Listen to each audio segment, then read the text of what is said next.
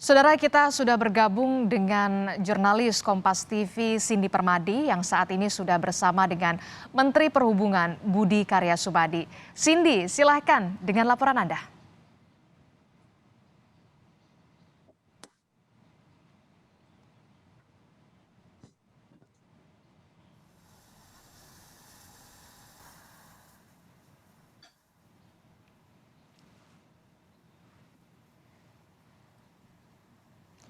Kami akan memperbaiki terus komunikasi bersama dengan jurnalis Kompas TV Cindy Permadi yang memang saat ini bersama dengan Menteri Perhubungan Budi Karya Sumadi, saudara. Dan kita tahu memang pemerintah sudah memprediksi bahwa puncak arus mudik Lebaran 2022 ini akan dimulai pada hari ini hingga bisa dikatakan bisa tanggal 1 Mei 2022. Dari informasi yang kami dapatkan bahwa memang dari jurnalis Kompas TV tadi yang melaporkan bahwa di tol Cikatama, kemudian ada juga di gerbang tol Palimanan, memang kondisi arus lalu lintas di sana masih bisa dikatakan ramai lancar. Karena sejak pukul 5 sore tadi, Korlantas Polri memang memberlakukan sistem satu arah atau one way sejak di kilometer 47 tol Jakarta Cikampek hingga bisa dikatakan di Cipali dan juga Kali Kangkung.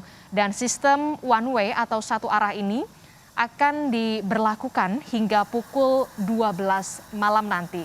Sementara untuk esok hari, saudara, jika Anda berencana untuk melakukan perjalanan mudik pada esok hari, Korlantas Polri juga akan memberlakukan sistem satu arah sejak pukul 7 pagi hingga pukul 12 malam. Dan dari informasi yang kami dapatkan dari jurnalis Kompas TV, memang peningkatan kendaraan di tol Jakarta Cikampek dan juga tol Palimanan tadi memang sudah ada peningkatan lebih dari 100%. Dan untuk mengetahui bagaimana arus mudik Lebaran 2022 ini, kita akan bergabung dengan jurnalis Kompas TV. Sudah ada Cindy Permadi yang akan berbincang dengan Menteri Perhubungan Budi Karya Sumadi. Selamat malam, Cindy. Cindy.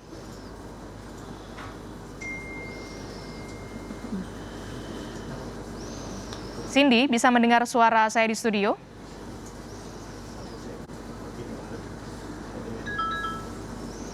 Oke, baik. Sepertinya kita masih akan terus memperbaiki komunikasi bersama dengan jurnalis Kompas TV, Cindy Permadi.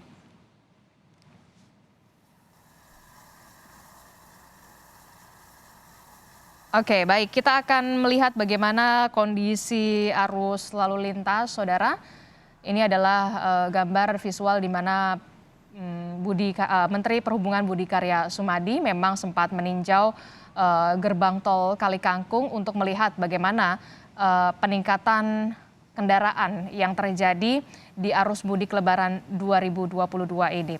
Dan untuk mengetahui bagaimana arus mudik Lebaran 2022, kita akan tanyakan langsung kepada jurnalis Kompas TV, sudah ada Cindy Permadi yang akan berbincang dengan Menteri Perhubungan Budi Karya Sumadi. Selamat malam, Cindy. Selamat malam, Adisti. Ya, silakan Cindy, informasinya. Ya, di sini tadi saya juga sempat mengikuti peninjauan yang dilakukan oleh Kementerian Perhubungan, kemudian dari Korlantas Polri, Jasara Harja, dan juga sejumlah stakeholder terkait melihat bagaimana kondisi arus mudik di tol dari Jakarta Cikampek sampai ke gerbang tol Kali Kangkung. Kalau dari pantauan kami tadi dari udara, memang kalau pada siang hari cenderung lancar, tapi memang ada beberapa titik yang padat, salah satunya adalah menjelang rest area. Nah, sejak jam 5 tadi kita tahu sudah diberlakukan rekayasa lalu lintas, jadi one way dari Jakarta Cikampek menuju ke gerbang tol Kali Kangkung. Kita lihat dan juga akan tanyakan langsung kepada Menteri Perhubungan Budi Karya Sumadi. Pak Budi, selamat malam. Malam, Mbak Cindy. Pak Budi, ini sudah 3 jam diberlakukan one way dan juga ganjil genap. Sudah terlihat dampaknya belum? Ya, alhamdulillah berhasil ya. Jadi dari catatan Jasa Marga, kalau kemarin itu per jam 4.000, sekarang sudah 5.600. Artinya sudah naik lebih dari 30% jumlah kapasitas yang ditampung oleh jalan tol yang menuju ke Semarang ini. Dan sekarang ini sudah di kilometer lebih dari 300 kilo perjalanannya, sudah di Pemalang yang terdepan gitu. Jadi bisa dibayangkan kalau tadi itu jam 5, sekarang ini jam 8, 3 jam sudah akan mendekati Kali Kangkung. Jadi saya pikir ini berjalan baik. Dan yang baik lagi tadi sebelum ini kami sudah rakor dengan Pak Menko PMK, kita sudah konfirmasi dengan Jasa Marga, sudah konfirmasi dengan juga Kakor Lantas, tidak ada dampak yang terjadi di jalur Pantura. Jadi one way ini tidak mengganggu. Artinya simulasi komunikasi secara masif sampai saat ini memberikan manfaat. Artinya apa? Masyarakat dari Jawa Tengah cenderung tidak menuju ke barat. Ya. Terbukti itu di daerah-daerah Pantura tidak terjadi penumpukan. Nah, mudah-mudahan ini berjalan baik.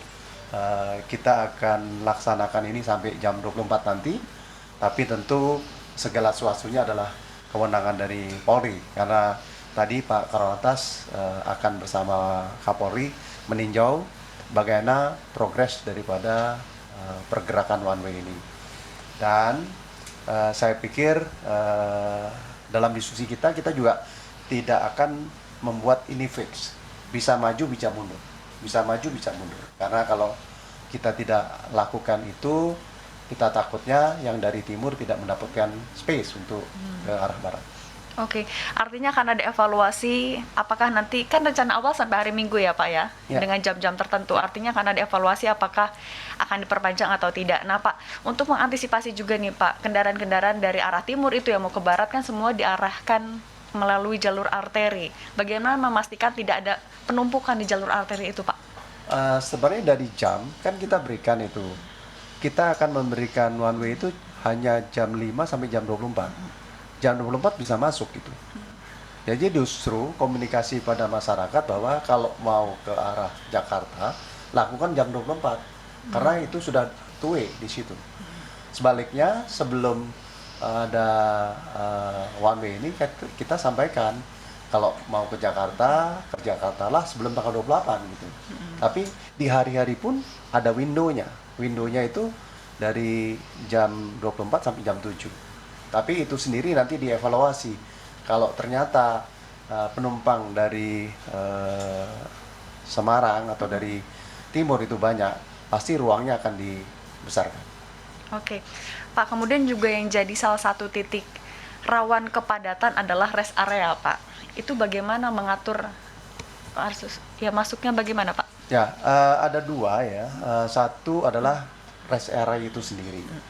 Jadi memang ini klasik ya masalahnya. Karena apa?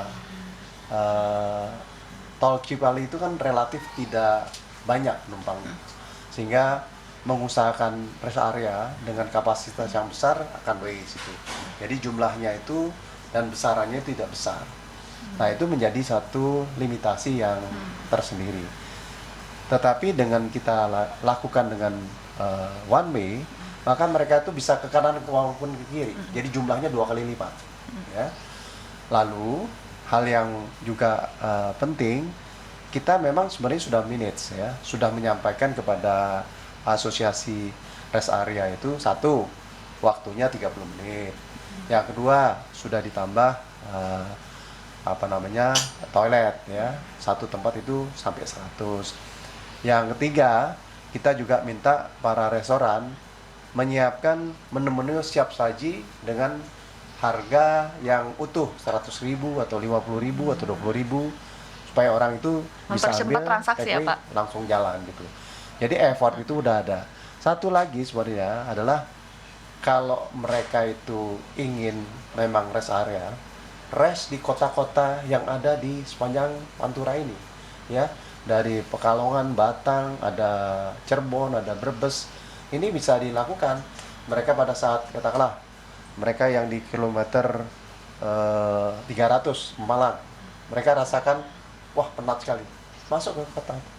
Setelah itu masuk lagi ke one way. Oke, Pak, kan sebelumnya juga pemerintah sudah memprediksi akan ada hampir 40 juta orang yang mudik melalui jalur darat, Pak. Sudah 4 hari menjelang Hari Raya Idul Fitri, sudah setengahnya kah, Pak, atau sudah melebihi justru? Kalau menurut saya mendekati ya, tapi memang dari pemetaan kita itu jalur darat itu yang krusial itu di Jawa dan di Banten atau Merak, Bangkauni, dan dari Jakarta ke Semarang. Yang lain besar, tapi dia spreading di berbagai tempat. Sebagai contoh, katakanlah Jawa Timur. Kita tidak menemukan tempat-tempat yang kritikal. Apa yang direncanakan di sana terbatas pada bagaimana flow itu diatur oleh pemerintah setempat. Tapi untuk dua tempat ini, pemerintah pusat secara khusus memberikan suatu perhatian, bahkan mendelegasikan 4 rekayasa lalu lintas, dan bahkan yang di Merak kita juga memberikan treatment tertentu sehingga tidak ada risiko atau mengurangi risiko terjadi suatu lonjakan penumpang. Oke, Pak, kalau dibalik pertanyaannya, artinya masih ada setengah masyarakat lagi yang belum mudik, sementara udah 4 hari lagi mau Lebaran. Apakah ini artinya harus diwaspadai juga akan ada kepadatan di 3 hari ke depan, Pak? Ya, pasti. Karenanya kita tetap memberikan konsistensi tentang informasi bahwa 3 hari ini akan tetap ada 4 rekayasa. Sehingga bisa dijalani dengan baik. Di Merak, kami tidak saja cukup memberikan ruang pada terminal yang ada di Merak, tapi kita tambahkan Indah Kiat, ya, dan kita tambahkan kapal di sana supaya volume itu bisa diserap dengan baik, gitu. Oke, Pak, kalau untuk jalur laut juga, Pak, apakah sudah ada peningkatan yang signifikan untuk menjelang Lebaran? Laut signifikan, tapi karena kita memberikan kekuatan-kekuatan tambahan di titik-titik yang saya sampaikan kemarin, di Jawa Timur, di Sulawesi Selatan, di Kaltim, Kalsel, Kalteng, Batam, ya, di kota-kotanya tentunya tidak ada satu kenaikan yang signifikan. Sebagai contoh saja yang selalu viral itu dari Kalianget, ya. Kalianget pada saat saya datang terjadi suatu penumpukan. Tetapi setelah saya datang minggu kemarin, kita tambahkan beberapa pergerakan-pergerakan ASDP dan PLNI. Tadi Dirjen Laut ke sana lapor, Pak, di sini aman, sudah terserap penumpang-penumpangnya yang menuju Masalimbu, Kangean, Sapeken, itu sudah jalan, ya. Dan di stasiun-stasiun pelabuhan yang lain seperti Jangkar, Probolinggo sudah berjalan dengan baik. Oke, baik. Terima kasih banyak Pak Budi Karya Sumadi, Pak Menteri Perhubungan, atas waktu untuk Kompas TV. Ya, saudara, jadi memang diprediksi hari ini sudah memasuki puncak arus mudik Lebaran 2022. Ada beberapa rekayasa lalu lintas juga yang sudah disiapkan, salah satunya sudah diberlakukan, yaitu adalah one way dan juga ganjil genap. Tadi disampaikan juga untuk mengurangi titik rawan kemacetan apabila masyarakat ataupun juga pemudik yang lelah bisa memilih rest area di luar jalan tol, sehingga tidak menyebabkan adanya antrian di dalam dan menghambat kendaraan yang akan melaju ke arah timur. Sejauh ini sudah setengahnya kurang lebih pemudik yang juga menggunakan jalur darat, dan nanti akan kita update lagi, Adisti, bagaimana perkembangan regulasi menjelang Lebaran Idul Fitri ini. Baik, terima kasih informasinya jurnalis Kompas TV Cindy Permadi yang sudah berbincang dengan Menteri Perhubungan Budi Karya Sumadi.